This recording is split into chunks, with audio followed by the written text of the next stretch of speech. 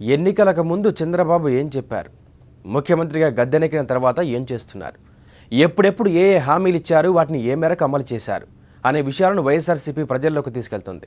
బాబు 2 ఏళ్ల పాలనలో అమలు చేయని హామీలను ప్రజలకు తెలియజెప్పి వారిలో చైతన్యం తెచ్చేందుకు గడప గడపకు వైఎస్ఆర్ పేరుతో కార్యక్రమాన్ని చేపట్టింది.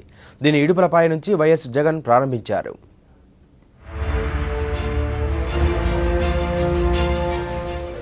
ఏపీ సీఎం చంద్రబాబు అధికారం కోసం ఎన్నికల సమయంలో ఇచ్చిన హామీలను అమలు చేయకుండా ప్రజల్ని మోసం చేయడాన్ని వైఎస్ఆర్సీపీ ఎండగట్టింది.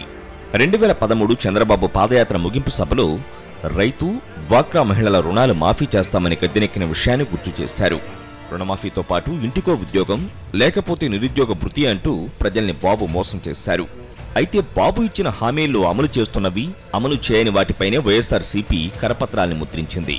చంద్రబాబు మోసపూరిత మాటలు నమ్మిన రైతన్నలు ఆత్మహత్యలు చేసుకుంటున్నారని ప్రతిపక్ష నేత వైఎస్ జగన్ ఆరోపించారు. పాలకులు అబద్ధాలు చెప్పి మోసం చేస్తే ప్రజలు తిరగబడాలని జగన్ పిలుపునిచ్చారు. ప్రజలు చంద్రబాబు నాయుడును గట్టిగా నిలదీయాలి. రాజకీయ నాయకుడు అనేవాడు మాటలు చెప్పి మోసం చేయడం అన్యాయం అన్నది ప్రజల గొంతుక చంద్రబాబు నాయుడు గారికి అర్థం కావాలి, వినపడాలి.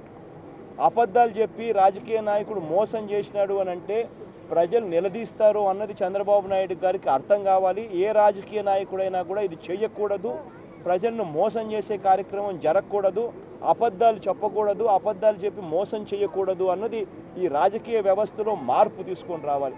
ఈ రాజకీయ వ్యవస్థలో మార్పు రావాలంటే ప్రజలు చంద్రబాబు నాయుడు గారిని గట్టిగా నిలదీయాలి.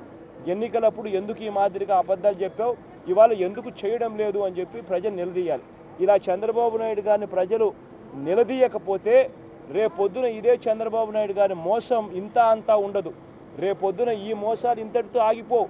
రేపొద్దున ఇదే చంద్రబాబు నాయుడు ప్రతి ఇంటికి కారు కొనిస్తానంటాడు, ఇంకా ఒక అడుగు ముందుకేసి ప్రతి ఇంటికి విమానం కొనిస్తానంటాడు.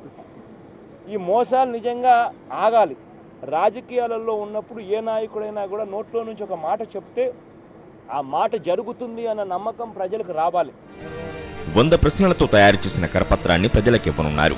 ఇందులో ఒక్క హామీని కూడా అమలు చేయని చంద్రబాబుకు 0 మార్కులు వేయాలని ప్రజల్ని కోరారు వైఎస్ జగన్.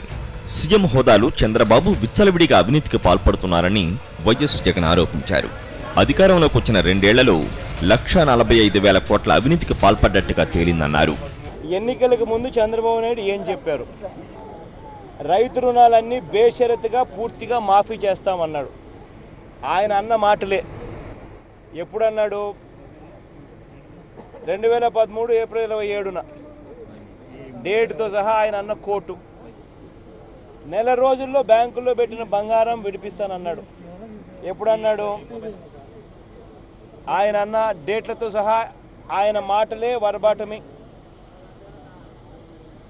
ఎప్పుడన్నాడో కూడా రాసినాం.